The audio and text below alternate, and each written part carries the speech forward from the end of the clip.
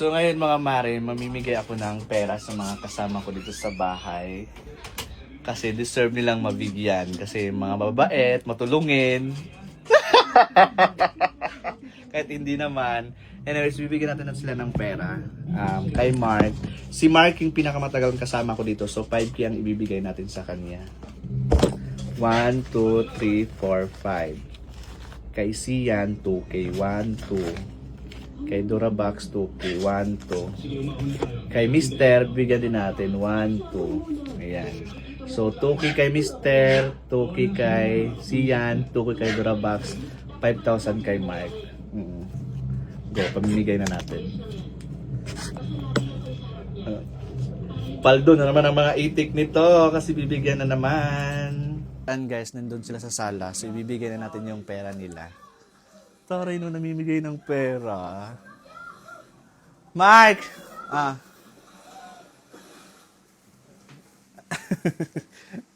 Ngisi bang dagway o gat? Bibigyan kita pera. May utang ka sa akin, di ba? Magkano utang mo sa akin? 2K. 2K? 3.5 utang mo sa akin. Mahal naman jacket na yun, 3.5. Kakaltasan natin ng ng 1K. 1K lang. 5K ang ibibigay natin sa kanya. So, kakaltasan natin ng 1K. So, 4K na lang. 1. 2. Diyan pala si Mare. Kasi na makita yung action na to. 3. 4. 4 lang. Ano masasabi mo, Day? Thank you, kawawawin.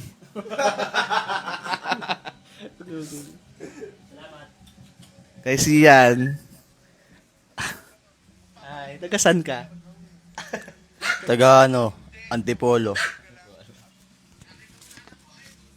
Bigyan natin ng 2K. 1. Akin na lang. 1. Thank you.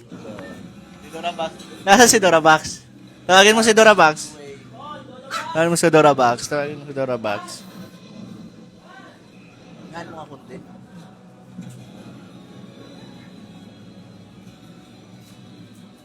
Ano masasabi mo? Maraming salamat po sa tumulong sa amin sa ngayong araw na to. Ika, ano masasabi mo? So bigyan din natin si Dorabox ng 2K.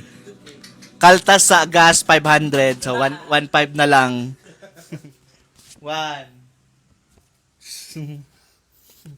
Anong gagawin mo sa pera? Bibigay. Bibigay nino? Kay mama. Mama daw. Tanong mo. Ikaw nga kay mama ka. Konsyaba mo mama mo eh. Ma, sabihin mo binigay ko Ito, oh.